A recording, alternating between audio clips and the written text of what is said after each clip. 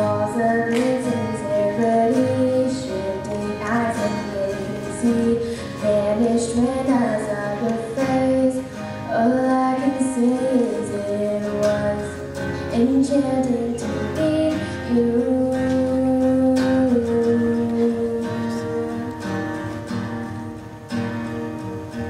Your eyes whispered, have we met?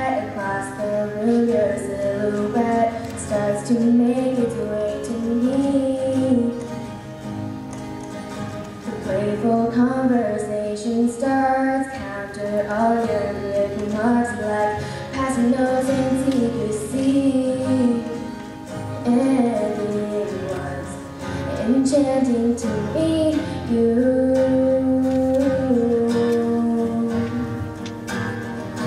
All I know is I was enchanted to meet you.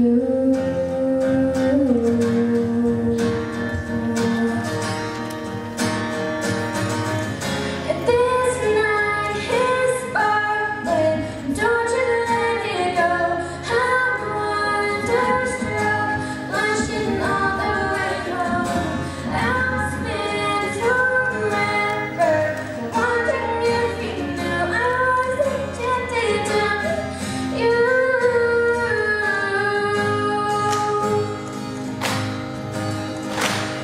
Dedicated to my grandparents.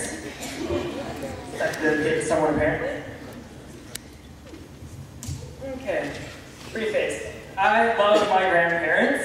I don't want anyone to get the wrong idea. I love them. But every once in a while, there's little weird things, our grandparents will do. And, my grandfather, one of the things he does is he drives really dangerously. You get in the car, and he just floors it right up to 80. I mean, you're just, and I'm like, he gets up to 80, and then he lets it drop down to 40. And then right when it hits 40, it's just back on. He'll be sitting there, and he'll be like, Charles, today at the Kiwanis Club, we were talking about safe driving. What do you think about that? And I'm just going, and that's before we get out of the driveway. I mean, we're still in 30 miles per hour when this is happening. Another thing grandparents seem to do is wake up really early. Like I was talking to these two elderly ladies who were very I was talking to them, and one was telling me, she's just going on, she's like, this morning I slept in so late. So I was expecting like 10 o'clock or something. 7 a.m. It is late when you get older. And that was really late for her. And it explains why there's that stereotype of older people being grumpy. I mean, they don't get enough sleep. If I woke up at 7 a.m., I would be too. Another reason is, they always talk about loud music. I mean, it's not their fault they don't know how to turn it down. Some folks are a little iffy with technology.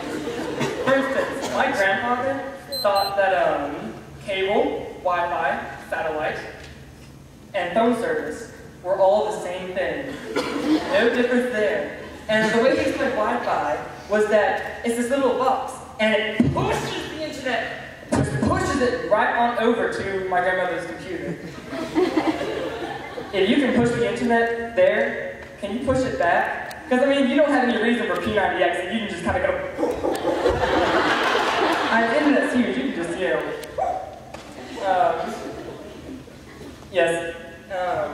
And then another thing my grandparents do is they always try to get me to eat more. I don't know what it is about me, but every time I go over there, it's like they stocked up their fridge with delicious food. And they're always telling me, have you ate enough? You need to eat more. You look scrawny, you need to eat more. And so they put this huge amount of food on my plate.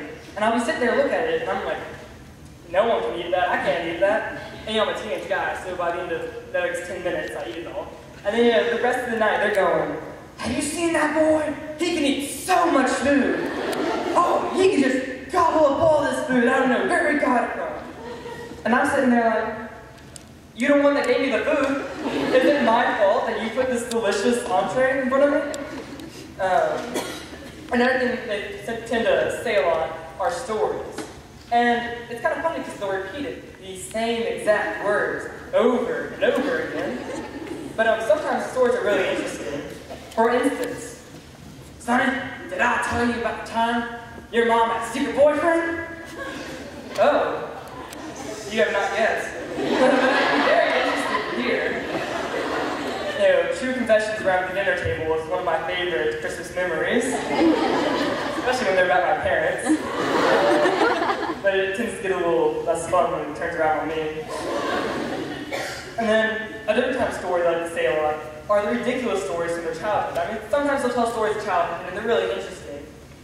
But other times, I really think they're just trying to mess with me. Like once my grandfather told me that he went to school every morning and had to walk 10 miles uphill, both ways, in the snow. When I was 5, I believed it wholeheartedly. But I grew up and I realized, it don't snow in Georgia. It don't snow but every 400 years, and the last one was like 2 years ago, and I don't think they're that old.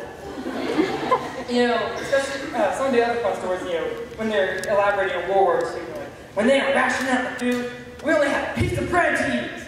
And I'm like, whoa, piece of bread. And they keep going, and they're like, man, we saw a piece of bread, we did Hunger Games over it.